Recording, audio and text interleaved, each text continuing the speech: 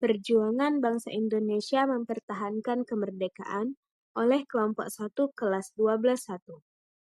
Anggota kelompok: Ardelita Rahayu, Deyarvani Sipayung, Muhammad Farhan, Rafli Hardiansyah, Abdul Rahman, Peterson Purba, dan Kelvin Adenata. Perjuangan bangsa Indonesia mempertahankan kemerdekaan membahas pembentukan lembaga-lembaga negara dan kekuatan pertahanan keamanan, yang terdiri atas pembentukan lembaga negara, perubahan otoritas KNIP, dan lembaga kepresidenan, serta pembentukan kekuatan pertahanan dan keamanan. Pendahuluan. Setelah proklamasi kemerdekaan tanggal 17 Agustus tahun 1945, Indonesia menghadapi tantangan besar untuk menata kehidupan bernegara. Sebagai negara yang baru merdeka, Indonesia perlu segera membentuk sistem pemerintahan, lembaga negara, serta kekuatan pertahanan dan keamanan untuk menjaga kedaulatan. Melalui sidang-sidang PPKI, lahirlah berbagai keputusan penting seperti pengesahan UUD 1945, pembentukan KNIP, dan penetapan presiden serta wakil presiden. Selain itu, perubahan sistem pemerintahan, lahirnya kabinet-kabinet awal, pembentukan TNI dan kepolisian menjadi langkah penting dalam menjaga eksistensi Republik Indonesia yang baru berdiri. Rumusan masalah. 1. Apa hasil sidang PPKI setelah proklamasi? 2. Bagaimana peran KNIP dalam awal pemerintahan? 3. Bagaimana perubahan sistem pemerintahan dari presidensial ke parlementer? 4. Apa peran kabinet-kabinet awal dalam mempertahankan kemerdekaan? 5. Bagaimana proses pembentukan pertahanan dan keamanan, BKR TNI dan kepolisian? 6. Bagaimana perjuangan bangsa Indonesia mempertahankan kemerdekaan melalui diplomasi militer? Tujuan pembelajaran. Tujuan dari pembahasan ini adalah untuk menjelaskan hasil sidang-sidang PPKI yang berperan dalam pembentukan negara, mendeskripsikan peran KNIP sebagai cikal bakal lembaga legislatif, serta memahami perubahan sistem pemerintahan dari presidensial ke parlementer. Selain itu, pembahasan ini juga bertujuan menguraikan peran kabinet awal dalam mempertahankan kemerdekaan, menjelaskan proses pembentukan BKR, TNI, dan kepolisian, serta menjelaskan perjuangan bangsa Indonesia dalam mempertahankan kemerdekaan melalui jalur diplomasi dan militer. Setelah proklamasi kemerdekaan, PPKI mengadakan sidang untuk menata sistem pemerintahan Indonesia yang baru. Sidang PPKI tanggal 18 Agustus 1945 menetapkan Undang-Undang Dasar 1945, memilih Insinyur Soekarno sebagai Presiden dan Dr. Randus Muhammad Hatta sebagai Wakil Presiden, serta membentuk Komite Nasional Indonesia Pusat atau KNIP sebagai lembaga perwakilan rakyat sementara. Komite Nasional Indonesia Pusat atau KNIP dibentuk pada 18 Agustus 1945 lewat sidang PPKI. Awalnya hanya berfungsi membantu presiden, namun muncul kekhawatiran kekuasaan presiden terlalu besar, ditambah propaganda Belanda yang menuduh RI pemerintah fasis warisan Jepang. Untuk menegaskan bahwa Indonesia adalah negara demokratis, peran KNIP diperluas melalui Maklumat Wakil Presiden nomor X atau 10 pada 16 Oktober 1945. Dalam maklumat ini, KNIP diberi kewenangan legislatif serta ikut menetapkan garis-garis besar haluan negara. Dibentuk juga Badan Pekerja KNIP untuk menjalankan tugas sehari-hari. Sejak saat itu, Presiden hanya berwenang di bidang eksekutif sesuai amanat Undang-Undang Dasar 1945. Sementara KNIP berperan sebagai badan legislatif. Pada awal kemerdekaan 1945, Indonesia menganut sistem presidensial di mana presiden memegang kekuasaan penuh, sedangkan KNIP hanya sebagai pembantu. Namun, melalui maklumat pemerintah 14 November 1945, sistem berubah menjadi parlementer, di mana kabinet dipimpin Perdana Menteri dan bertanggung jawab kepada KNIP. sementara presiden hanya sebagai kepala negara. Sistem parlementer berlaku hingga 1949 dengan 9 kali pergantian kabinet, dimulai dari Kabinet Sultan Syahrir I.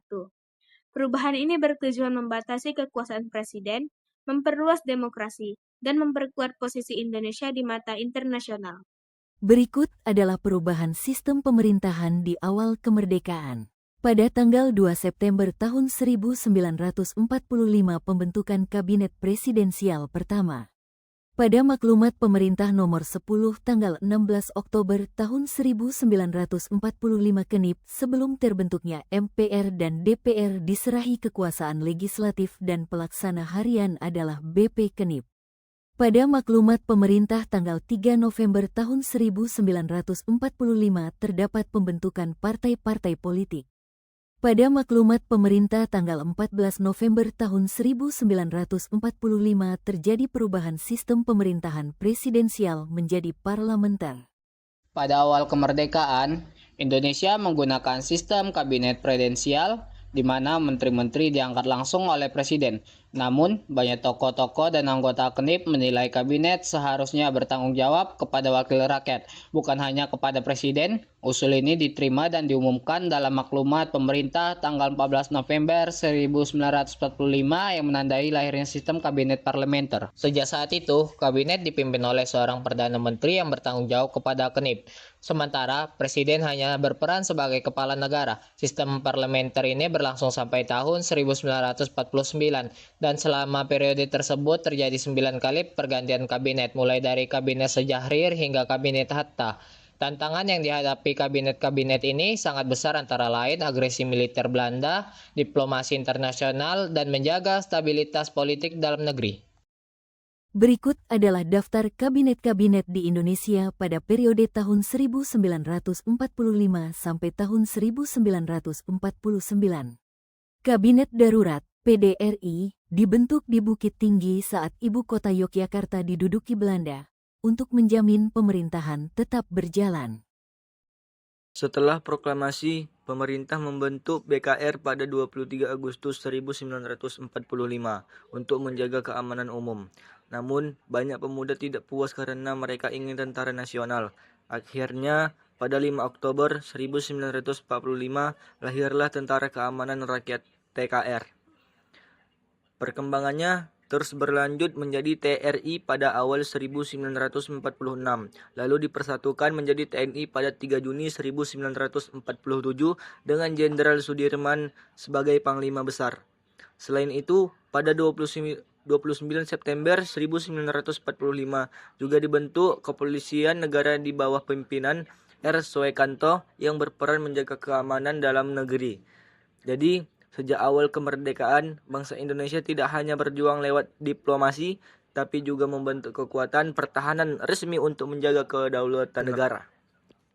Perubahan nama TKR hingga TNI. Tanggal 5 Oktober tahun 1945 terdapat pembentukan TKR, Tentara Keamanan Rakyat. Pada tanggal 26 Januari tahun 1946 terjadi perubahan nama menjadi Tentara Keselamatan Rakyat, TKR. Pada tanggal 5 Mei tahun 1947 terjadi lagi perubahan nama menjadi TRI, Tentara Republik Indonesia. Hingga akhirnya pada tanggal 3 Juni tahun 1947 perubahan nama menjadi TNI, Tentara Nasional Indonesia. Setelah proklamasi 17 Agustus 1945, bangsa Indonesia mempertahankan kemerdekaan melalui jalur militer dan diplomasi. Jalur militer ditunjukkan dengan perlawanan dalam pertempuran Surabaya, Ambarawa, Medan Area, Bandung Lautan Api, hingga agresi militer Belanda 1 dan 2, serta serangan umum 1 Maret 1949. Sementara jalur diplomasi, Indonesia berusaha memperoleh pengakuan dunia. Upaya ini ditempuh lewat perjanjian Linggarjati, Renville, Konferensi Inter-Indonesia, hingga Konferensi Meja Bundar 1949. Kesimpulan, bangsa Indonesia mempertahankan kemerdekaan tidak hanya lewat pertempuran, tetapi juga dengan membangun lembaga negara dan sistem pertahanan. Sidang PPKI menetapkan UUD 1945. Presiden Soekarno Wakil Presiden Muhammad Hatta, GENIP, serta BKL sebagai dasar kekuatan negara.